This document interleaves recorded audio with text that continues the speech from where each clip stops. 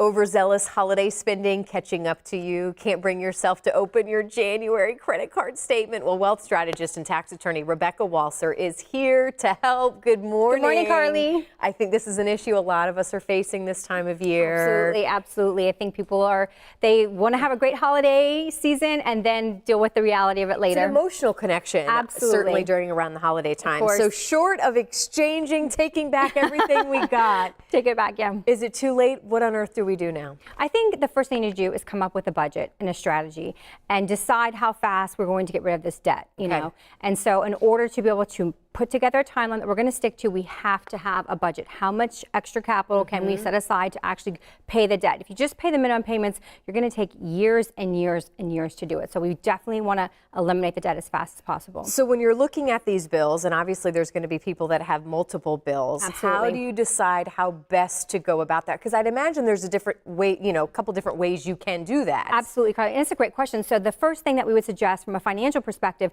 is obviously pay the highest interest cards first. Highest interest, highest interest balance, not the highest balance, the highest interest. Because even if your balance is $10,000, if it's a 3% or 4% rate, that isn't too bad. If your balance is $5,000 and you've got a 10%, 12% rate, you need to look at that $5,000 first. They can really rake you over the coals with those interest rates. Absolutely, absolutely. Is there any, when you're talking about looking at budgets and saying, okay, I'm going to put this here, is there any ones that you should not miss or make sure that you are on top of? Yeah. So as far as payments that you should not miss, so we're not suggesting that it's like skip this payment to pay off your credit. Mortgage payments, missed mortgage payments actually affect your credit more adversely than missing any other type of payment. Yes, it is built into all three credit bureaus' actual scoring of credit models. The reason is they assume that your highest priority will be to pay for the location of where you're living. And if you aren't going to pay that, then there's really more indication of some kind of credit or financial problem. So don't ever miss your mortgage payment if you can help it. Ironically, student loans are a little more forgiving since President Obama's changes that he implemented with student loans a couple years back. You can actually sometimes, and I'm not suggesting this, but you could potentially miss a student loan payment and not actually have it even reported to the credit bureaus based on President Obama's modifications. Okay, which as we know could change as well. Absolutely. I know a lot of people look into, especially this time of year, maybe seeing what other credit is out there, maybe getting a new credit card to pay off some other ones, kind of finagle some things around. What say you, Rebecca? Yes, absolutely. That's a very, very common strategy. So I will tell you, it really depends. There's two different answers. If we are looking solely from a perspective of how fast can I pay off my debt, then it might make sense to transfer a balance to a 0% card and deal with it on that card as fast as you can.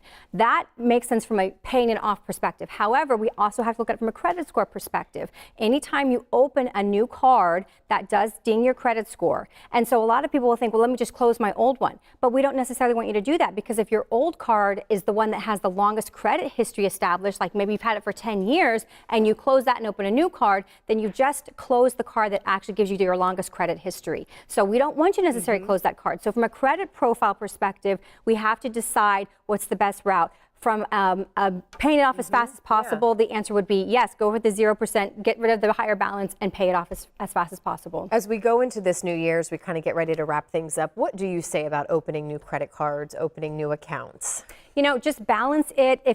What the credit bureaus look at, if you're going out and opening new cards, they're thinking that you need additional credit. They look at that as saying this person is looking for more credit. They don't have enough money to spend, so they're looking for it. So that is why your score actually drops as you apply for additional credit. So use it with caution and just do it in the instance that you're saying, I'm going to really attack this debt and pay it down. Is this something you can help people with?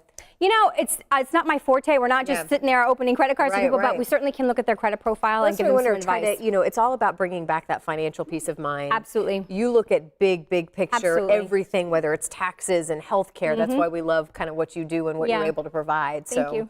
I hope that you can help families with this. I know this is an idea that a lot of people are struggling with. All right. Well, thank you so much. We look forward to seeing you again next week. Just have them get a plan. Just get a plan. Execute on everything. All right. Well, there is the number to call and the website as well. And we look forward to seeing you soon. Thanks, Rebecca. Thank you.